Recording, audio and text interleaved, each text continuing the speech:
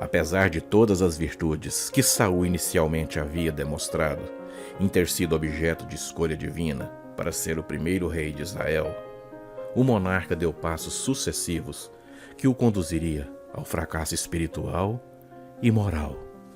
Vem comigo nessa história.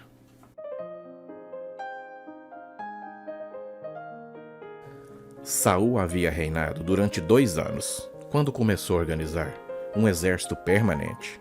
Jonatas, seu filho, é apresentado como um soldado valente, e seu ataque ao poço dos filisteus em Gibeá foi uma declaração de guerra, e os filisteus não tardaram em responder. Embora a batalha fosse liderada por Jonatas, mas quem tocou a trombeta e, o que parece-me, assumiu todo o crédito pela vitória, foi Saul, filho de Quis.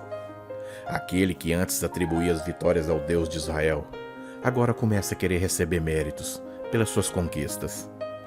Ele começou a ser dono do seu próprio nariz, e a autossuficiência também começou a dominá-lo. Esse orgulho fez com que ele desprezasse a palavra de Deus e os ensinamentos que Samuel tanto pregava. As Escrituras condenam a autoglorificação e exorta quanto à queda dos soberbos, mas ela também promete honra aos humildes. O orgulho foi um fator determinante para o pecado de Saul e o fim de um reinado.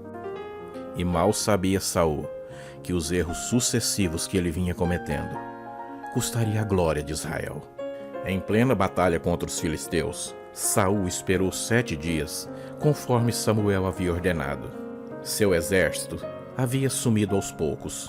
Os inimigos se mobilizavam e Saul não queria sair para a batalha antes de oferecer o sacrifício ao Senhor. E sem querer mais esperar, precipitadamente Saul ofereceu o sacrifício, ofício este que cabia exclusivamente aos sacerdotes. E naquele exato momento, Samuel chegou ao acampamento.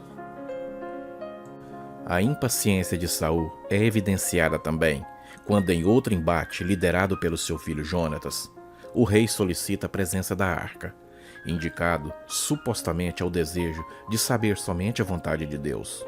Porém, o sacerdote nem sequer teve a chance de descobrir, pois assim que Saul ouviu o barulho da batalha aumentando, interrompeu os procedimentos religiosos e tomou sua decisão por conta própria.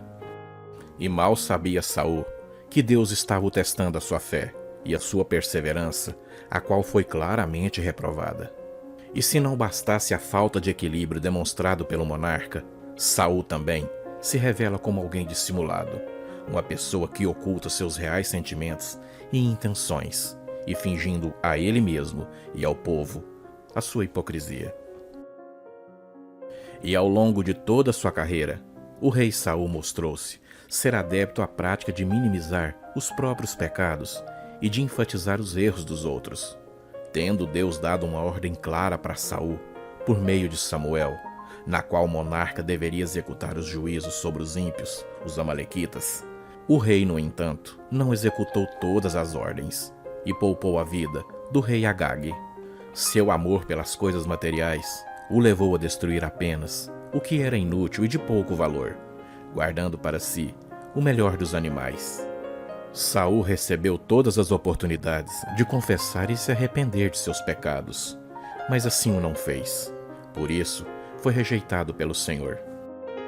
Em vez disso, o monarca quis justificar-se perante Samuel. Ele agiu como se a mensagem de Deus fosse um detalhe, de pouca importância.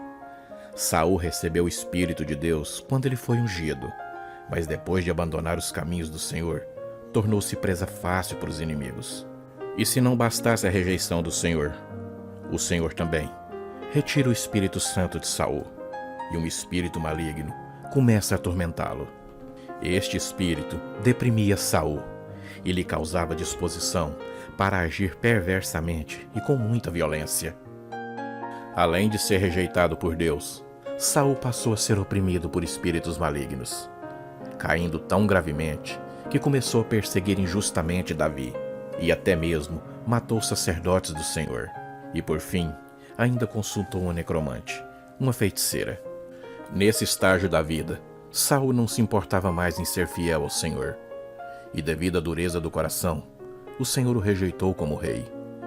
Saul terminou sua carreira, tirando a sua própria vida em uma batalha. O que poderia ser uma bênção para o reinado de Israel se tornou uma perdição para o monarca.